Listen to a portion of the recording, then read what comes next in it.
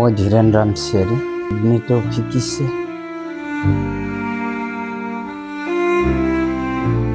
अस्ताद धीरेन राम सियारिया गोब्राब बेरामजों नाख्रेबजानानै फाहामथाय लागासिनो दं।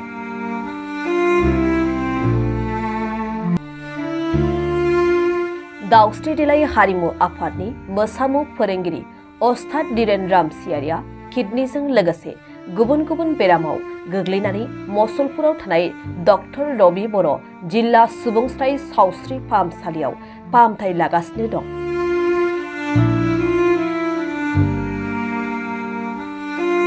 थांनाय 17 जानुवारि 2026 आव असम सरकारनि हारिमु बिफाननिफ्राय गुवाहाटी सुरु सजाय स्टेडियामाव बागुरुम्बा दोहौ मोसानायखौ बुहुमनाङैनो गोसारहोनायाव बाक्सा जिल्लानि बोरिमाखा आगसिया दाउस्रि देलाय हारिमु आफादनि बिगोमा अस्ताद धीरेन राम सियारियाबो सासे गोख्रों सोद्रोमामोन, जाय समनिफ्राय आसाम सरकारा बर'फोरनि बागुरुम्बा मोसानायखौ 10,000 मोसाखावरिफोर लानानै मोसानाय दिन्थिफुंनायनि बिथांखि लादोंमोन।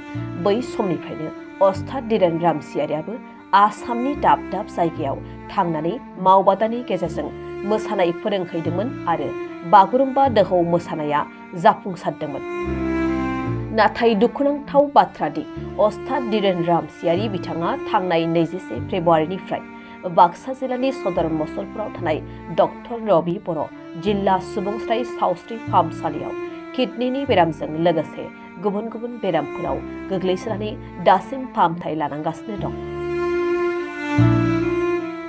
बिथांनि बेरामनि समाव बिटिसि सरकार, आसाम सरकार एबा रावबो दैदेनगिरिफ्रा दिनैसिम मदद एबा रावबो खौरां लाफैयाखै होननानै मिन्थिहोदों बिथांनि नखरनि सोद्रोमाफोरा। ও ধীরেন রাম সিয়ারি মই অসুস্থ হৈছোঁ 15 তাৰিখৰ পৰা, ফেব্ৰুৱাৰী 15 তাৰিখ। তাৰপিছত ইয়াত ডক্টৰ ৰবি বড়ো চিভিল হস্পিটেলত যোৱা 21 তাৰিখৰ পৰা ভৰ্তি হৈ আছোঁ, আজিলৈকে আছোঁ। ডক্টৰৰ এতিয়া বিশেষকৈ কিডনীৰ প্ৰব্লেম, কিডনীটো ফিকিছে, তাৰপিছত হিমোগ্ল'বিন, এলবুমিন এইবিলাক কমিছে।